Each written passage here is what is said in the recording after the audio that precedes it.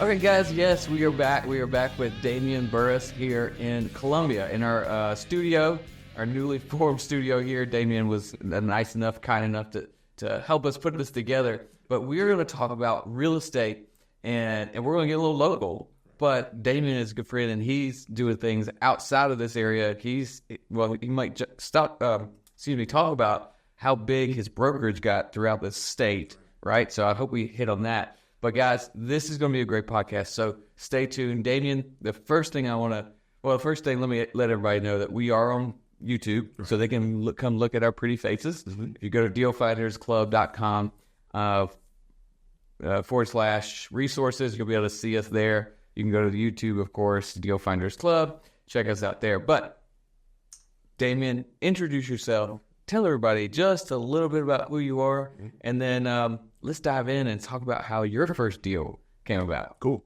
I'm Damian Burris. I'm a local realtor, but also a broker. I own and manage executive realty right here in Columbia, South Carolina, and we're throughout the state, as Andrew was stating. Been in real estate since 2015. Retired homicide detective. So that was a great transition. Everybody always asks, well, how do you go from law enforcement to real estate? So, well, mortgage is 30 years and murder is 30 years. So it's the same thing, just a different product. But no, I've been fortunate to be blessed and have an amazing career and to be able to help other agents find their footing in their niche. Yeah.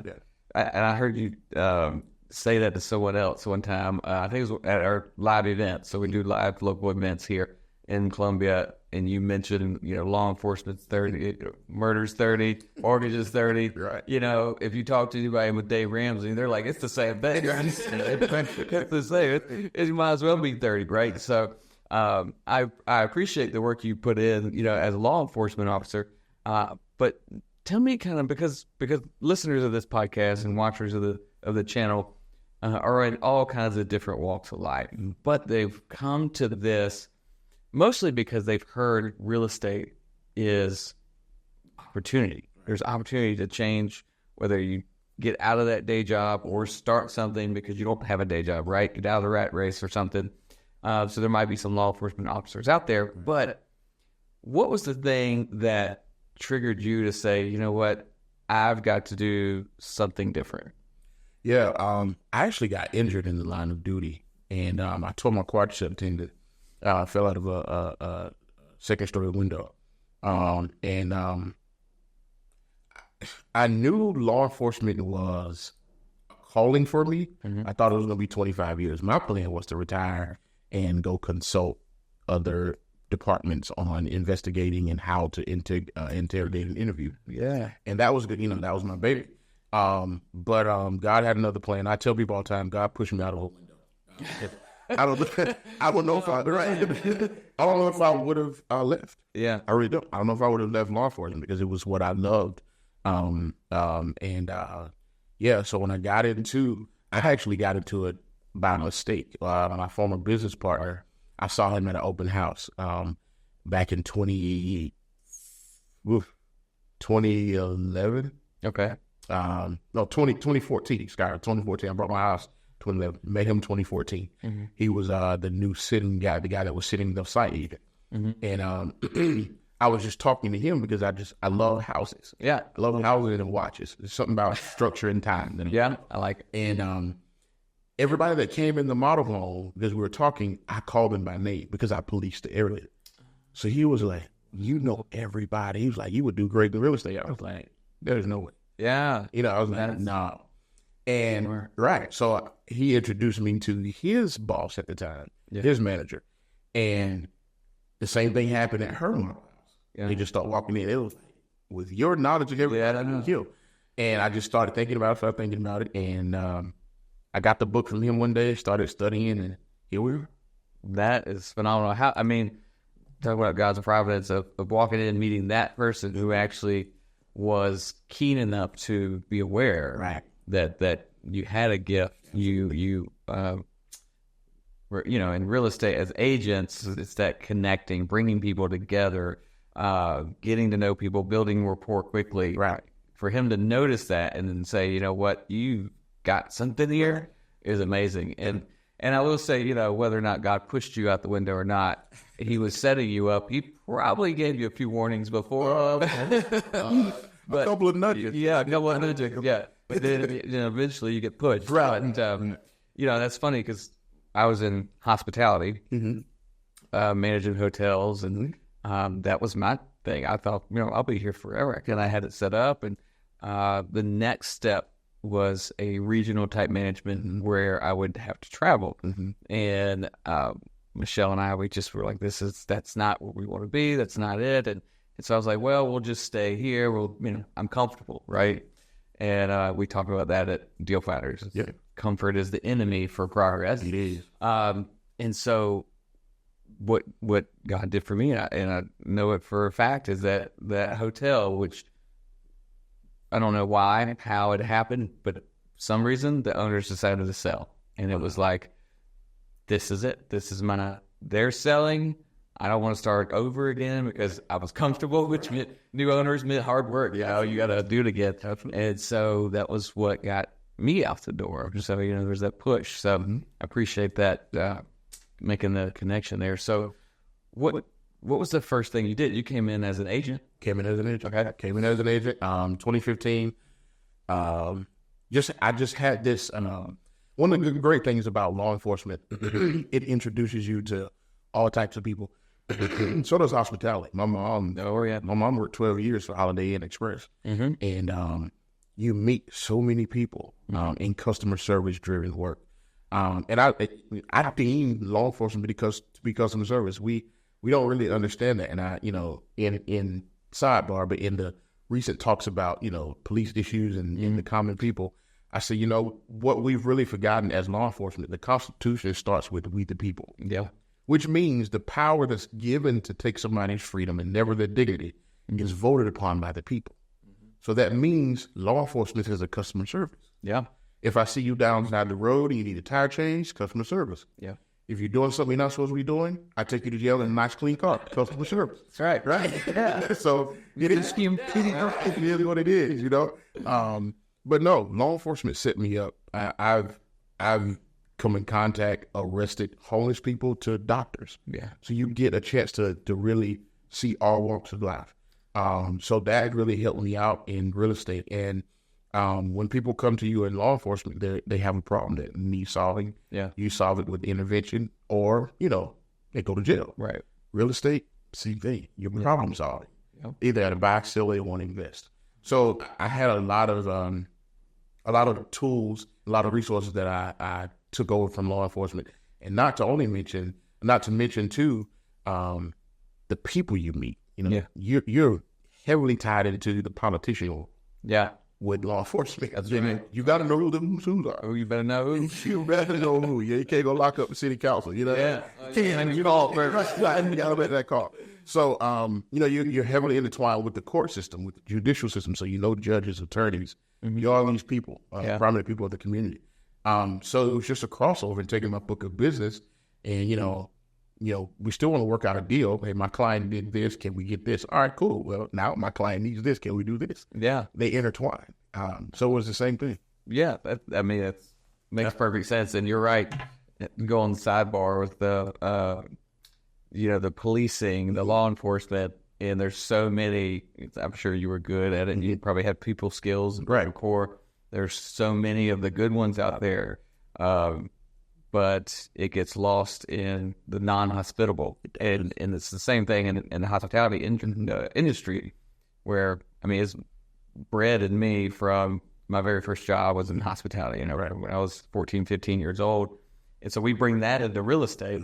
And same thing in real estate, that it's always, we see so many people that don't do the hospitality. They don't treat customers like this is a customer service job. And it is. And if you want to be good at it, you those are your customers, they're your clients, and they need your help. Yeah.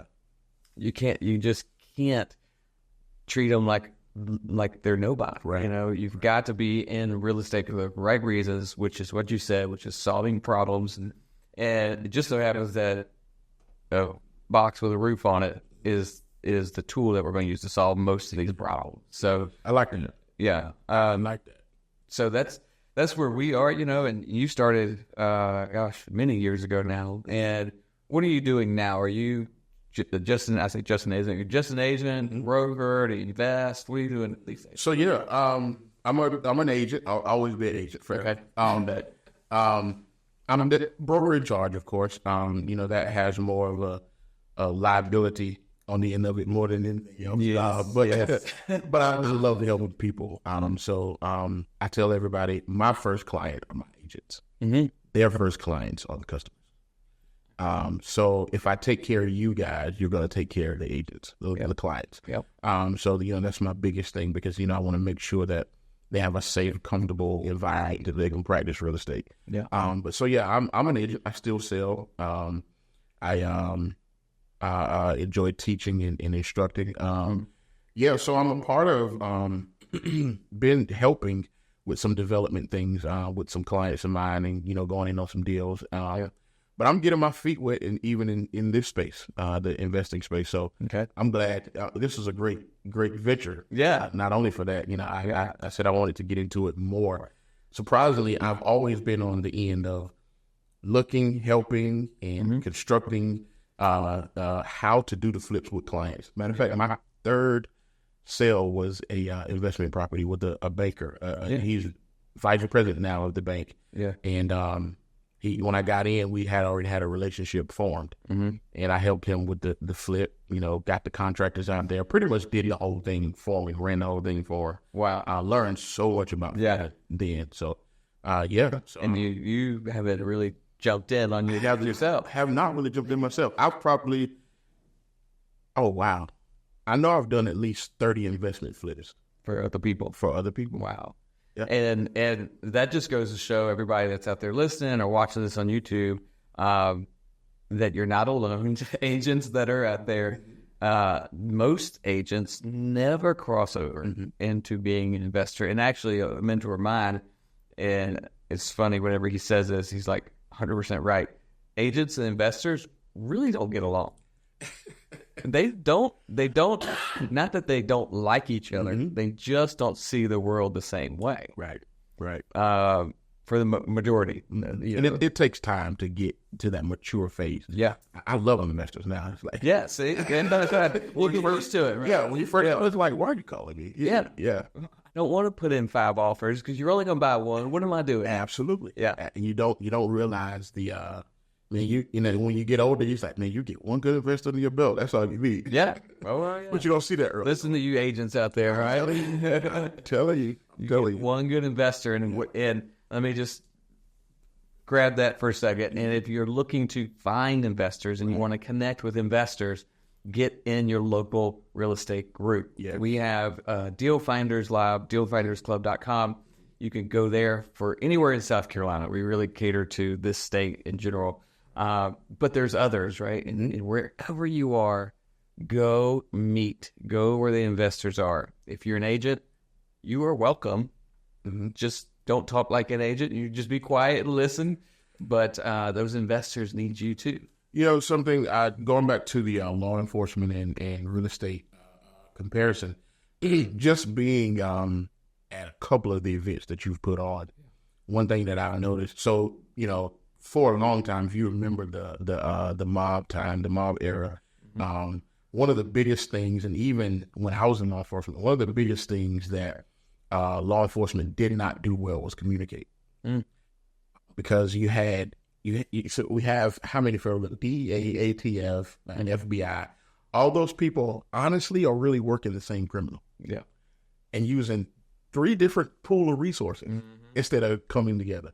Something that I noticed at Deal Finders that I was like, this is impressive.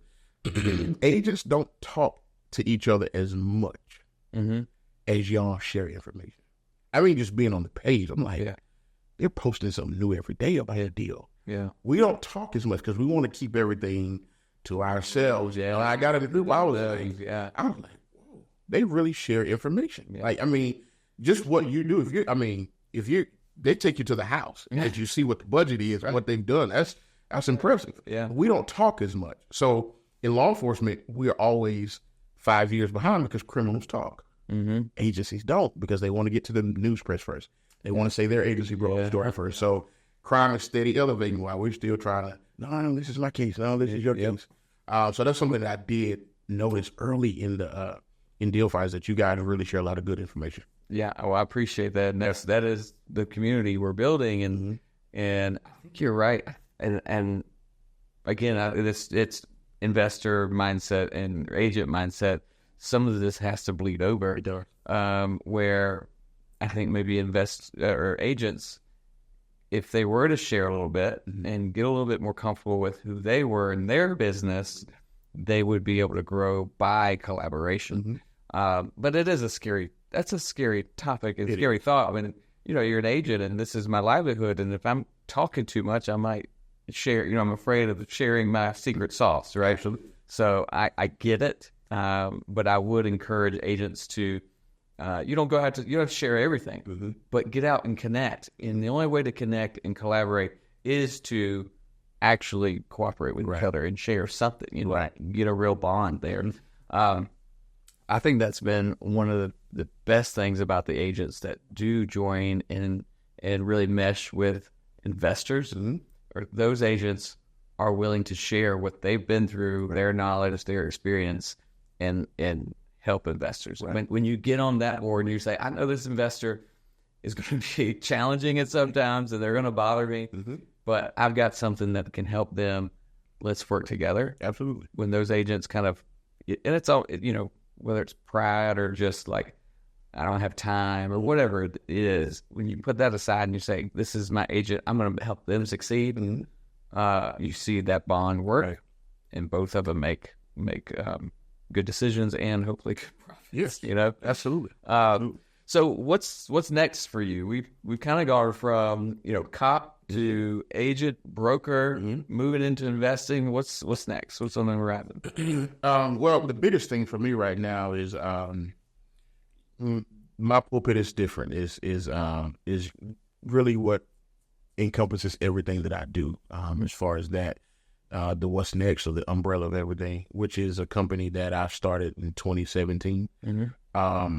And it's a consulting company, but it has in it business coaching. It has in it real estate coaching. And it also has in it motivational speaking or transformational speaking on the heels of finding purpose. And I think a lot of the depression that we see in the world today, and a lot of things that we see in the world today, is just misguided purpose. I think when you're in the world for 10, 20, 30, 40, 50 years, and you still haven't identified what you were created to do, it's stressful. Especially in a world where social media makes it look like everybody makes it look like they all have to figure it out, and you're lost. Right. And I think it's just misguided purpose. So helping people understand why God created me is one of my biggest assignments in the earth to do. So that's what I'm passionate about. I love that. I want to kind of jump into that for a minute. One of the things that I had hard conversations that I used to have a lot in hospitality was people would come and they would want a raise. They would want more money. It's a yearly review or whatever that situation. Or, they say, hey, I want more money. And I'm like, I can't. Like, this is the budget. This is what I can pay you. And they're like, I'm worth more than that. And I hear that, and I would hear it so often. It was like nails on a chalkboard for me because people put their purpose and their value in their business or their job or career. And when they would say it to me, I'm like, yes, 100%, you are worth more than that. You're worth way more than this measly salary. Right. Well, and it may have been $100,000 salary, right? I mean, not always small, but you're worth way more than that. Why is it that people have directed their purpose to careers and things that they do, and I think that's what you're saying is they don't ever actually find it? Right. So what's happening there? Well, I think it has a lot to do with, for one, the environment in which they come up in. Too often, the age-old saying of, I want to give my kids something that I didn't have. That sounds good, but more times than not, unless you're exposed to more, you become what you see. Mm. And for the most part, we're groomed from an early age, go to school, go to college, find a great job. Yeah. Most people laugh or frown or discourage entrepreneurship in a manner where you think bigger than what you're used to. Mm-hmm. So, I always tell the story, David and Goliath, when David fought Goliath in the Bible, David's family wasn't known to be giant slayers. Right. But when David killed the first giant, the scripture says they went to Gath, which is where Goliath's family was from. Mm-hmm. And they slayed every giant in Gath. Mm. And then David's lineage became giant slayers. Right. But there had to be a David that stepped out first. Mm. And sometimes you have to be that David. I didn't come from a family of giant slayers, but after me, we will be known for giant slayers. Yeah. And I think a lot of the time, because it's uncomfortable and you don't get the support mentally to step out and not think outside of a W-2. Yeah. It's kind of hard. I think the environment has a lot to do with who you are, what you do, and how far you think you can go in life. Yeah.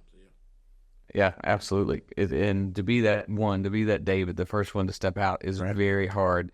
One of the things we tell our new students, new members in the Deal Finders Club is when you go to family events, Thanksgiving, Christmas, birthday parties, family reunions, you have to force yourself to talk about real estate because your family's going to look at you and they're going to listen to you and they're going to think you're crazy. Why? Because none of them are doing it. None of it. And none of them have done it ever. And we get in these circles where we see like everybody's doing this, but when you get at home, you get around those folks and they might try to tear you down. Absolutely. And so that's what we force it. We say, you have to talk real estate. You have to talk how excited you are. You have to bring it up. Otherwise, mentally, you're going to start burying it. Right. And you will bury that passion, that fire, that opportunity will be buried right there with it. Absolutely. And so whether that's your true purpose or not, if that's what you're doing, that's where God's put you at that moment, I feel like it may be the next step. Yes. And your environment it's like one of those fire blankets. Yes. Just put it on the fire, gone. Yep. I appreciate that. So I love what you're doing with your speaking, getting on stage. The pulpit is different, is so accurate to what you're talking about and what you're sharing. And so I really appreciate you when you came to our event. You guys can check that out. I think it's on the YouTube channel. But so finding our purpose, you've come all the way from law enforcement where you needed to be physically pushed out of a window, right. into a real estate where you said in the beginning you thought you would be a consultant in law enforcement. Right. And then real estate, you naturally began teaching others, growing in brokerage, and now you've come into Pulpit is different where you're teaching a higher level thing, right. Mindset, business strategy, and personal stuff. So I love to see that progression, and y'all, that's what purpose is. When you have unlocked that brain, you have opened up your mind and said, I'm going to go where God takes me. Mm-hmm. I'm going to look for the opportunity and follow. Right. And man, I'm sure if you in 2011, when you bought your house and you were like, all right, in 12 years, I'm going to be doing this. You were like, oh, that's crazy. No, would have never guessed that. Right? Would have never guessed that. And to your point, even you being in hospitality, we, like you said, comfort keeps us locked in. Yeah. I've heard all the time, a salary is a bribe to keep you from doing your purpose. Yeah. And the golden handcuffs is like it's not a whole bunch, but it's just enough to keep me here. Yep. It's just seeing that now that fast forward, however many years, it's like I had no clue. Mm-hmm. This is what I would be doing. But I always, even my partner reminds me, we'd be riding in the car together, and he would remind me, I would say, man, it's something else though. And I would remember those times when he bring it up. And a lot of people, sometimes there's a deafening urge inside of you to do something different, and you'll think it's just distraction. Yeah. A lot of times it's purpose. Yeah. And we'll mislabel it and say, oh, that's just, it's whatever. No, most of the time, we will do what we don't want to do for 25, 30 years and retire and do what we were created to do as a hobby. Yeah. And have the best time of our life. Oh, it's like, man, I could have got paid for this all 30 years. Oh, man. So yeah, you have to be willing to take that risk. And that's the next thing. Yeah. I saw a post the other day that said sometimes the only transportation you have is a leap of faith. Weird. I was Yeah. I like it. So you have to take that risk. Yeah. You have to take that risk. Well, I'll tell you what, Damian, this has been a phenomenal podcast. I love just your story and how your business has grown, but also how you're helping other people. Right.